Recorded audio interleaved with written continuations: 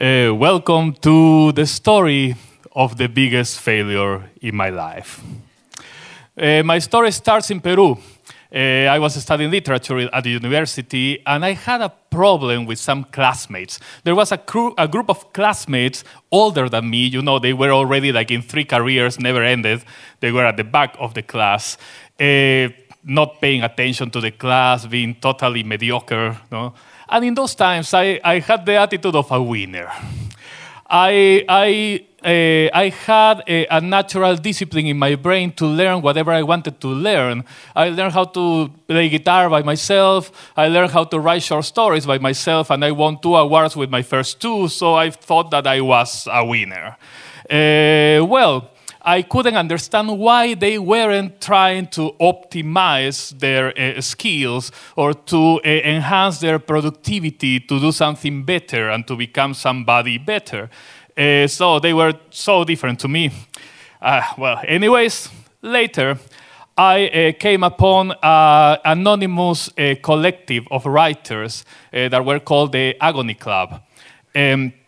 Nobody knew who they were or from where they were, but they were very famous in Latin America. They were well known for writing these very depressive, raw poems, very elegant and beautiful. They were saying that truth only comes when you are hopeless. I really wanted to be part of them. I wanted to write poetry with them, but well. Anyways, a year later, I found out that a friend of mine knew them. And actually, he told me, well, you know them too. Those losers from behind the classroom are the Agony Club. So now they were my heroes, suddenly. So I went there the next day, fast, and I told them I want to be part of the Agony Club. And they told me, well, look, you're late, because we dissolved the group. We all became clinically depressed with therapy and pills, so now we dissolved the group. And I insisted, look, I am a good writer. And they said, come on, even if we will exist, you wouldn't be part of the group because you are too happy. Look, it seems that to be part of the Agony Club, you needed to taste the bitterness of desperation. And they gave me an example. The physicist was a member of the Agony Club. He wasn't even writing, but he was every day going from the physics pavilion to the humanities cafeteria to have lunch in a corner alone, contemplating secretly a girl that was totally out of his league. Every day quietly contemplating her all the time. For more than a year, he was doing that every day. Until one day, he stood up suddenly and went to her and told her, I know what you're trying to tell me. She didn't understand what was happening, and so he took out his notebook and showed her a matrix that he made with all the codes of the colors of her clothes that she wore for the whole year. He found a pattern and a message inside that said that she wanted him in her life. She, of course, freaked out and left. And he was totally devastated because she was the only light in her pathetic, monotonous life for more than a year. So the Agony Club embraced him immediately. Well, I lost. I didn't have hope there. I failed because I never failed. It really hit me. It really got into me, this frustrating situation I couldn't control. So I decided to say, nah, that's stupid, these losers. They don't know. No? Poetry, anyways, is for minor writers. I will write a novel, and they will see what is a good writer. So I started trying to write a novel for years, and I couldn't manage. Because to write a novel, you need to have the same mindset for the time you are writing the novel. That can take months or years. And I was jumping from different philosophies of life, trying to understand and diversify my mind to be a better human being, according to myself. So I couldn't manage. Years later, life took me to England. I was working in a warehouse in Bedford, a little town. and waiting for a good opportunity in London. I wasn't really trying too hard. The truth is this. There was a big economic crisis in Peru. So everybody who could leave to the first world left. And I had a German passport, so I left. And the people in Peru were seeing the people who left to the first world as winners, because they were in the first world and they were jealous at you. So for me, it was a very comfortable situation. I was a winner. No matter if my life was lonely and monotonous. But one day, light came to my life. I fell in love with a girl that lived in Kaunas. In one of my trips, I met her. She wasn't my girlfriend.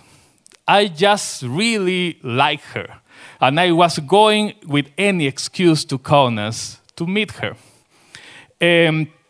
She was flirting with me. She liked my attention. No? And I was really trying to pose as a confident man that will never hurt her, the perfect man for her. I was trying very hard, chatting with her every day. I was only working overtime to have money to be able to go to visit her. But my visits were just, I was going to Kaunas 5 days, and I was seeing her maybe twice for a couple of hours, and she was always coming with a friend. But anyways, I was really trying. Until one day, I was coming and going, lots of trips, chat every day. I finally convinced her to go with me to Nida. In 3 months, we were going to go to Nida for 3 whole days with her friend. But anyways, was the perfect chance. I never had a chance like that. It was, I will be with her 3 whole days. That was my chance. I had to take the opportunity. So for 3 months, every day I was thinking about every possible scenario that could happen to plan the perfect approach, which jokes I'm going to tell, when, how, what could happen, what not. I was obsessed for 3 months every single day thinking how to get her. Finally, the day came and we went to Nida. I started telling my jokes during the trip. She was laughing. Bora Bora, I was feeling that she was closer to me. We arrived to Nida, went to the beach, to the dunes. She was more and more into me, and I felt that my hope was growing.